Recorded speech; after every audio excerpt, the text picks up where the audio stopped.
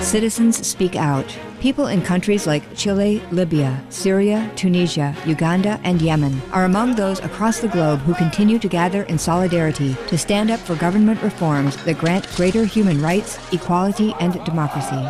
Uganda. Thousands of people gathered in Masaka on Wednesday, August 10th to attend a memorial service for a toddler who had been fatally shot by security forces during walk-to-work protests over rising food and fuel costs. As Minority Party leader Kizza Besigye renewed calls for resumed demonstrations, the government troops fired tear gas to disperse the crowds. Chile. Following Tuesday's protests that were joined by over 500,000 people in cities around the country, the government on Wednesday announced that it would meet with representatives of students for dialogue about their demands for educational reform.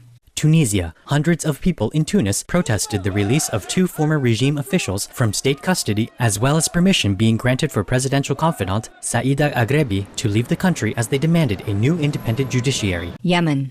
President Ali Abdullah Saleh agreed on Wednesday for the 4th time to restart negotiations toward the Gulf Arab Peace Initiative's goal of ending the unrest and transferring power peacefully. Also on Wednesday, government forces and pro-activist tribal members signed a peace agreement in the city of Taiz in an effort to restore stability to the city.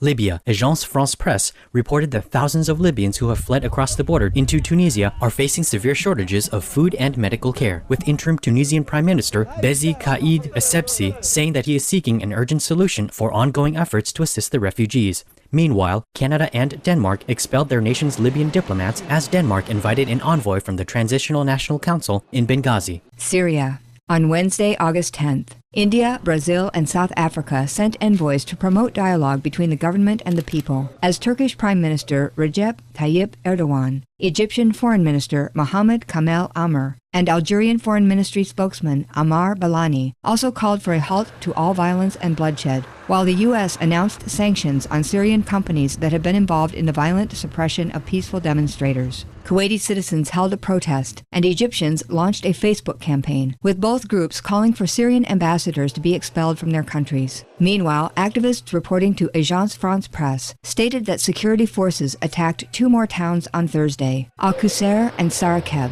resulting in at least 10 deaths, 16 injuries, and 100 arrests, including 35 children. This follows 16 deaths in Homs and over 100 wounded on Wednesday.